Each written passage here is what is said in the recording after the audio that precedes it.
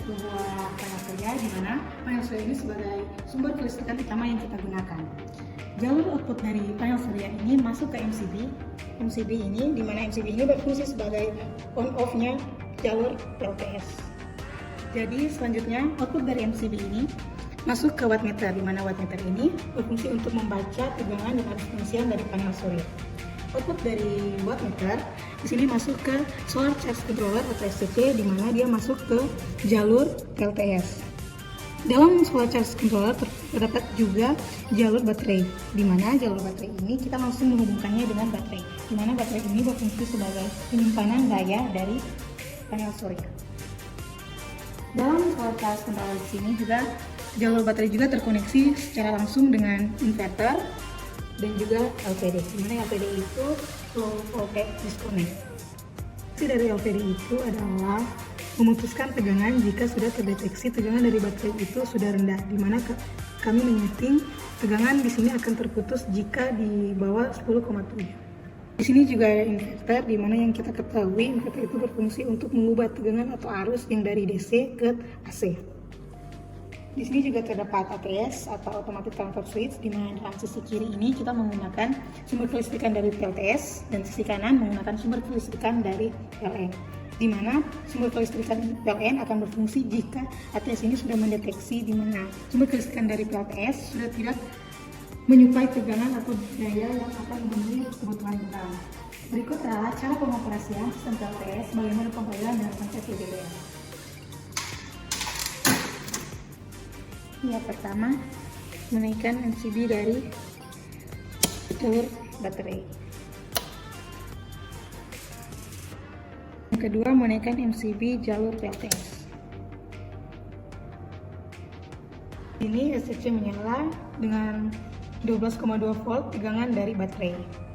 Di sini wattmeter tidak menyala dikarenakan sumber kelistrikan dari PLTS tidak menyuplai tegangan dikarenakan kita dalam keadaan di ruangan dan panel tidak mendapat suplai dari cahaya matahari. Kali ini untuk mengaktifkan beban, kita menggunakan tombol on off di sini. Lampu ini menyala dikarenakan kita mendapat suplai kelistrikan dari baterai. Ini beban kedua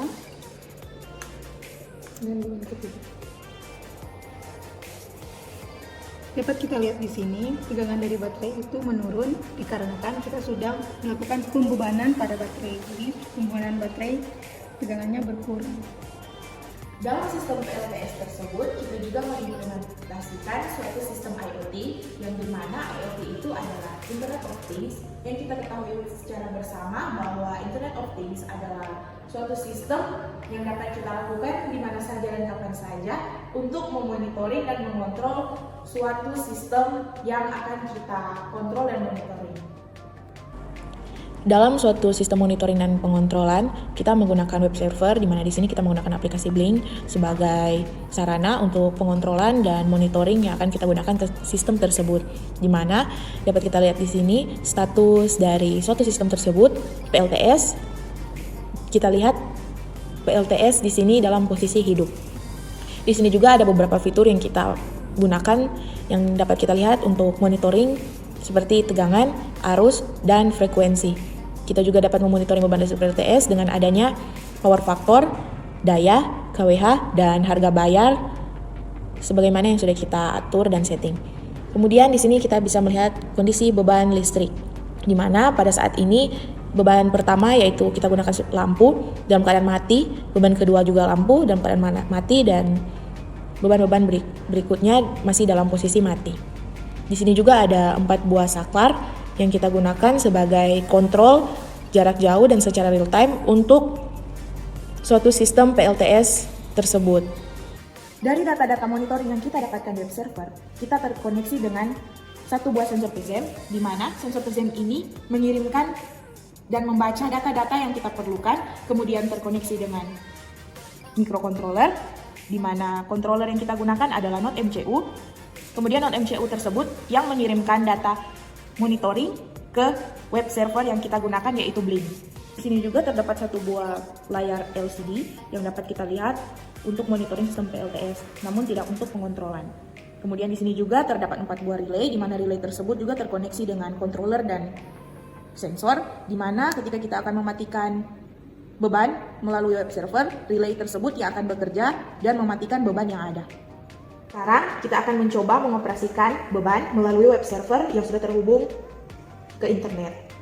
Untuk menyalakan beban lampu 1, kita menekan tombol ini, lampu menyala. Dapat kita lihat juga di sini perubahan arus yang naik dan tegangan yang naik. Berarti menandakan bahwa sudah ada beban yang dinyalakan.